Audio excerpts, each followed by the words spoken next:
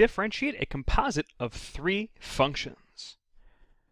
So in this video, we're going to be looking at the chain rule, but we're going to be taking the chain rule of a function inside of a function inside of a function, the classic turducken of functions. All right, so let's look at how we would derive our formula for a chain rule of a function inside of a function inside of a function.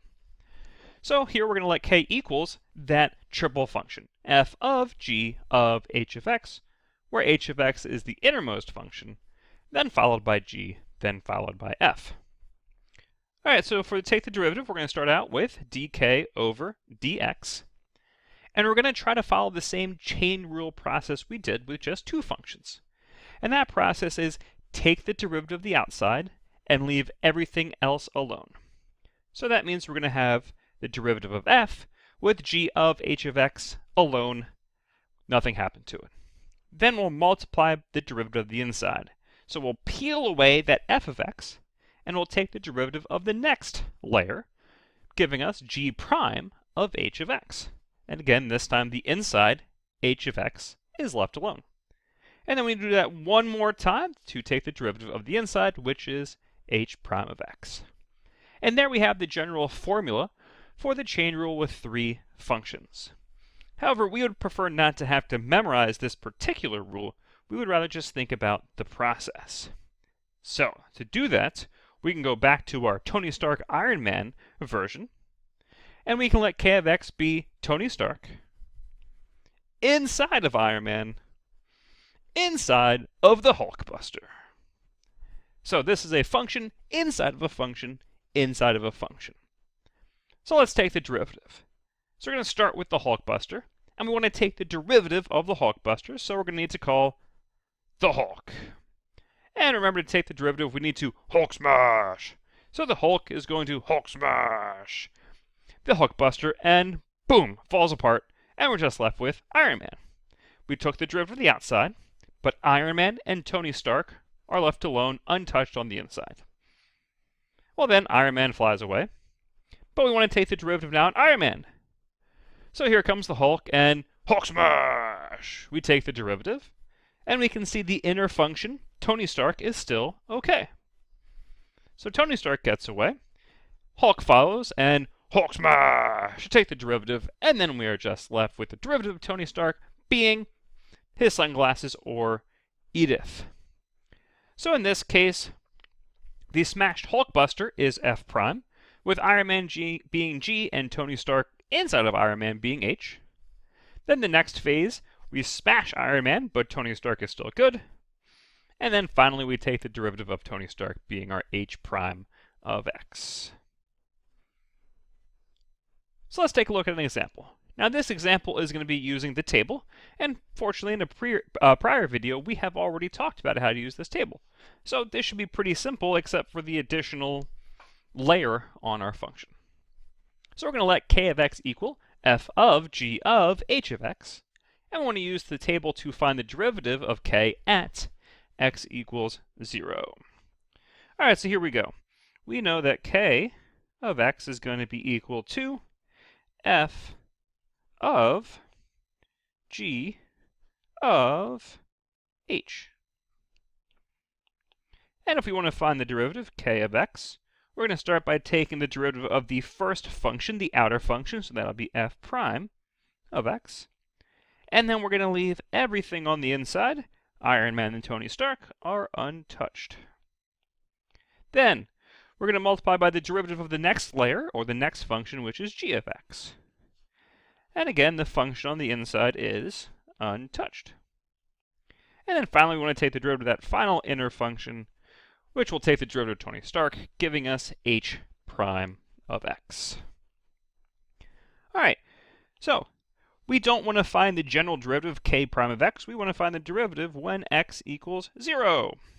So that means we can come in here and we can plug in x for 0. So we'll have f of g of h of 0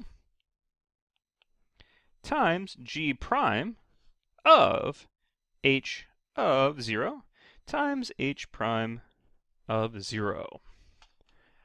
So we can see here that the input of 0 goes with all of the h's. So we're going to need to find h of 0, and h prime of 0.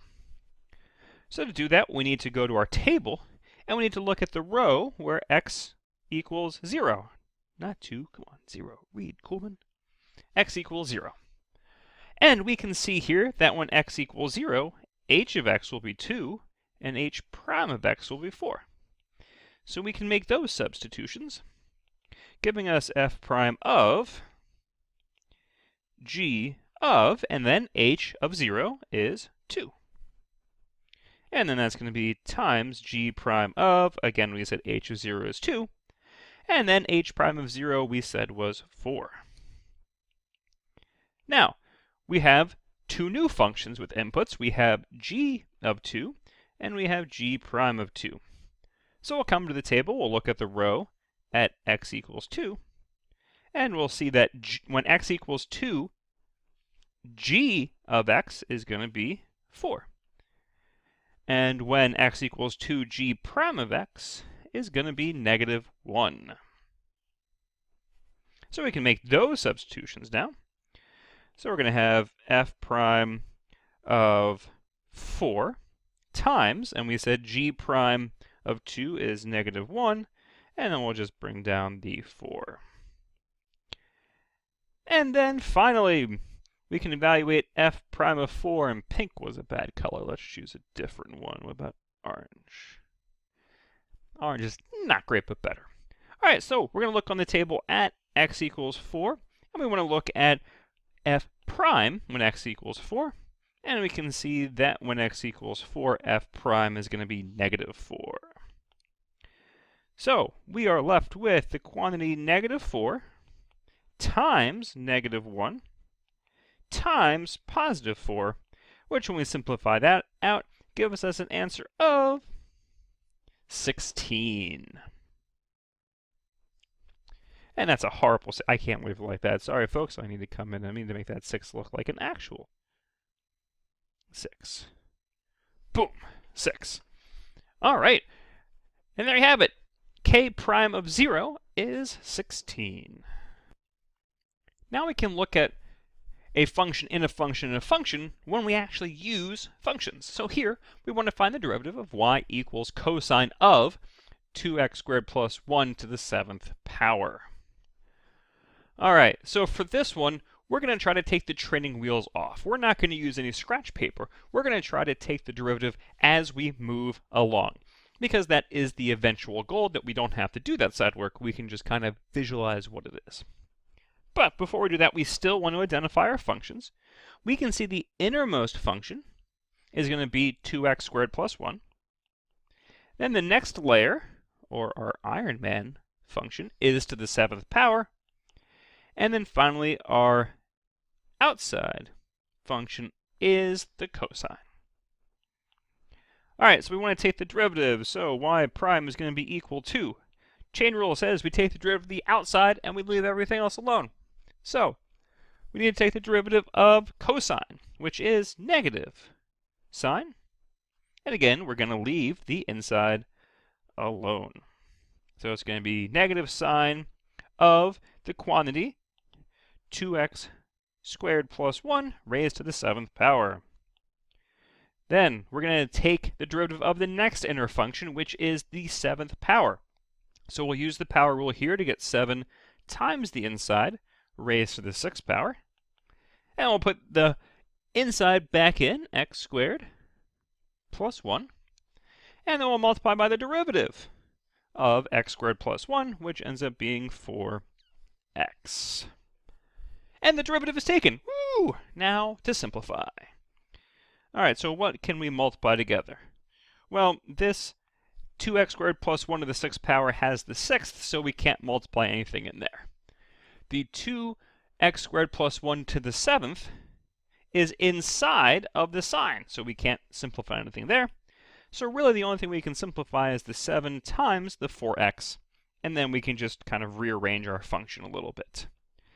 Oh, I lied. We can also multiply the negative times the 7 times the 4x, excuse me. So this is going to be negative 28x times the quantity 2x squared plus 1 to the 6th times sine of the quantity 2x squared plus 1 to the 7th. And there is our derivative. Let's take a look at one final example.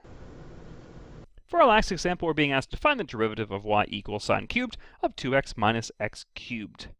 Now this one is difficult and sometimes is a little bit tricky because we have an exponent on the trig function. So, to avoid getting tricked, we want to rewrite this so that it's more obvious where that cubed is. So we can rewrite y to be the quantity sine of 2x minus x cubed, quantity cubed.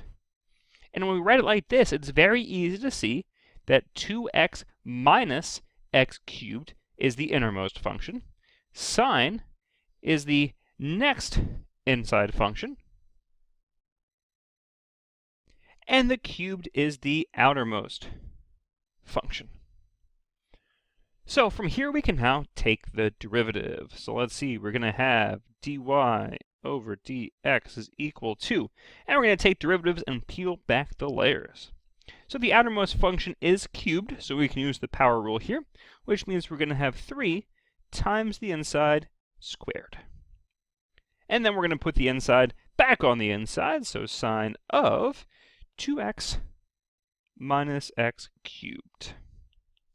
Then we're going to take the derivative of the next layer, which happens to be sine. The derivative of sine is cosine, and we're going to leave the inside function alone, so 2x minus x cubed. And then we're going to multiply by the derivative of the inside, which is going to be 2 minus 3x squared. And then all that's left to do is simplify. Let's see, we can't distribute anything into our first term because we have that exponent. We can't distribute anything into our next term because we have the trig function, the 2x minus x cubed, protected by cosine. So all that's really left to do is we can distribute the 3 into the 2 minus 3x squared. And then we can just rewrite it as 6 minus 9x squared times sine squared of 2x minus x cubed times cosine of 2x minus x cubed. And you'll notice that I took our expression with the squared and the trig function, and I just rewrote it and put it back in the original form as sine squared. And there is our derivative. And that is it, folks. That is differentiating a composite of 3 functions.